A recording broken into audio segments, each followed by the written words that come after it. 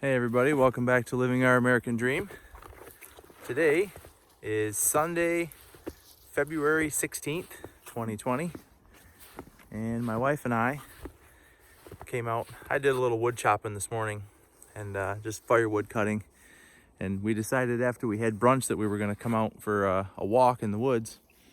And middle of February is prime time to go antler shed hunting, so we decided to just basically go in the woods and follow as many sets of fresh tracks as we could find and just see what happened.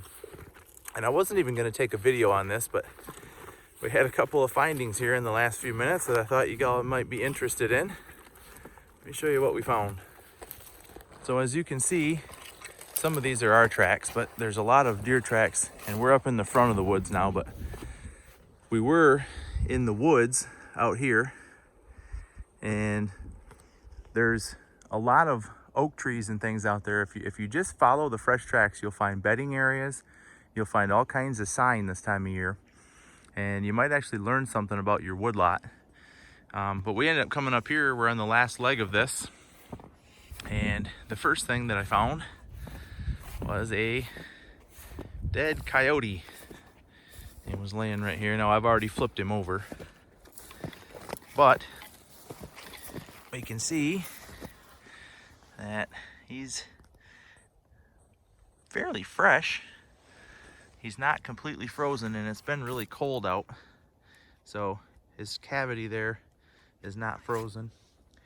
Again, I'm not going to do anything with this critter, but as a matter of fact, we hunt coyotes around here on occasion, and we have a lot of coyotes around here, and they frequently affect the population of other animals around here, including deer.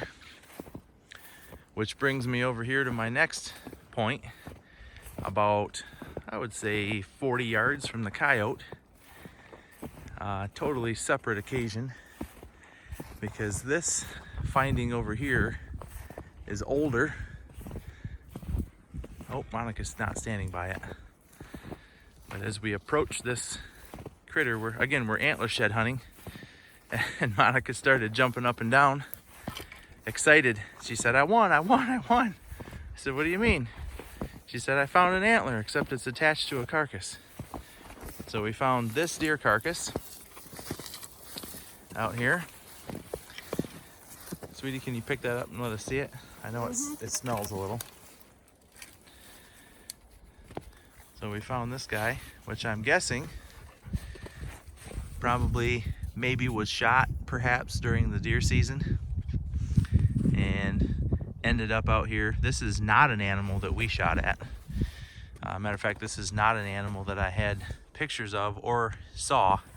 He's very telltale with a broken tine here. His G2 on his left side got broken, or at least bent over, and looks like it regrew. So very identifiable feature. So we would know if we seen him this year, and we did not. So pretty unfortunate that this guy died, but also an interesting find. But I don't know. What do you think, kiddo? Let's find some more. Let's find some more. That are hopefully not attached to any dead deer. Yeah, we're looking for sheds. There are definitely a few deer that we saw this year that I was hoping to find the sheds for. One of them was, we called it Gimpy, because if you watch my channel, you probably heard me say this. November 14th, I saw a deer that had been shot. Again, not by us here on our property, but I think somewhere else, and it would have been in the bow season. So either with a bow or a crossbow, shot right in the front left leg. And he would not put any weight on that leg, and he was a nice big 8-point, probably about the size of this one, to be honest with you, but he didn't have any broken tines. He had bedded down 70 yards from me, and I got a really good look at him for a good solid 30 minutes through the binoculars. And so we were hoping to find some of his sheds. He is still alive. I seen him down the road by the railroad tracks about, I don't know, say about a mile from here the other day. And then the other buck that we were hoping to find, we called Ghost Buck, and I called him that because he snuck up on me one day while I was playing around and calling at another deer. I heard something, and I turn around, and this again, another 8-point, a different one. This one had ghost buck had really, really white, shiny antlers.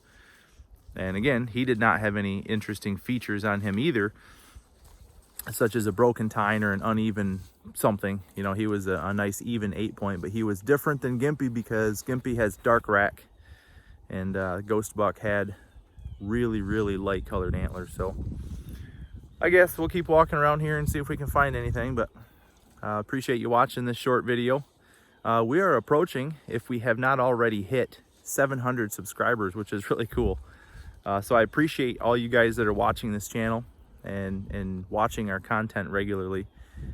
Feel free to share this channel with your friends. Again, I started this channel a couple years ago with my boys because they just wanted to know how to do it.